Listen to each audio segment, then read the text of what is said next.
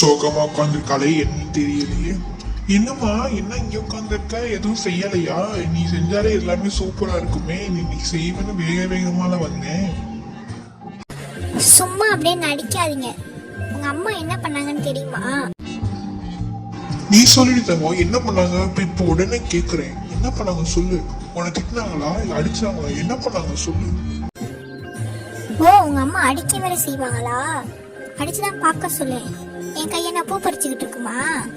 போய் உங்க அம்மா கிட்ட கேளு என்ன வேணும்னாலும். சும்மா என்கிட்ட வந்து பேசிட்டு இருக்காதீங்க. சாப்பாடு வேணா மட்டும் நான் வேணும், வேலை செய்யறதுக்கு நான் வேணும். எனக்கு ஒரு பிரச்சனை கேட்கறதுக்கு யார் இருக்காங்க? யாரும் கிடையாது. நானே எல்லாமே பேசிக்கிறேன். எனக்கு யார் சப்போர்ட் பண்ண இருக்கா? சரிம்மா சரி சரி வீடு விட்டு நான் என்னன்னு போய் கேட்கறேன். இன்னும் கொஞ்சம் நேரம் இன்னும் அவ்வளவுதான், நம்ம காலி ஆயிடுவோம். அங்க போய் மத்த அடி வாங்க தானே வேணும். போவோம்.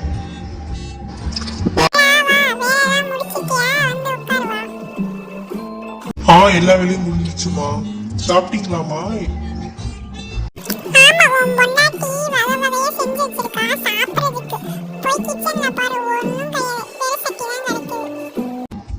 அவளுக்கு ஏதாச்சும் உடம்பு முடியாம இருக்கும், நீங்க செஞ்சிருக்கலாம்லமா.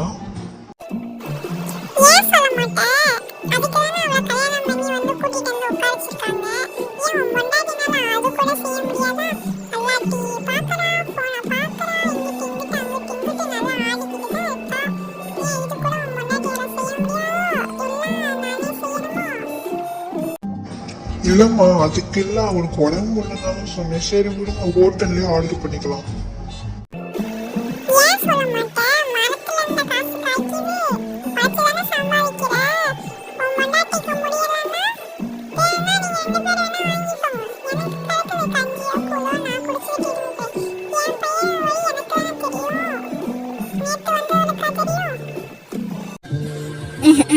உங்க அம்மா என்ன சொன்னாங்க? அவங்க என்னமோ சொல்லிட்டு போறாங்க. நம்ம 2 பேரும் ஹோட்டல்ல வாங்கிக்கலாம். உனக்கு என்ன வேணும்னு சொல்லு. எதுக்கு ஊரெல்லாம் சொல்றதுக்கா எனக்கு சோறு போடலன்னு? உங்க அம்மா சம்பாதிச்சு எப்படியாவது பண்ணு, இல்லாட்டி விடு, சாப்பாடே வாங்க வேணாம். இதுக்கு தானே உங்க அம்மா ஆசைப்படுறாங்க. பழட்டு நல்லா.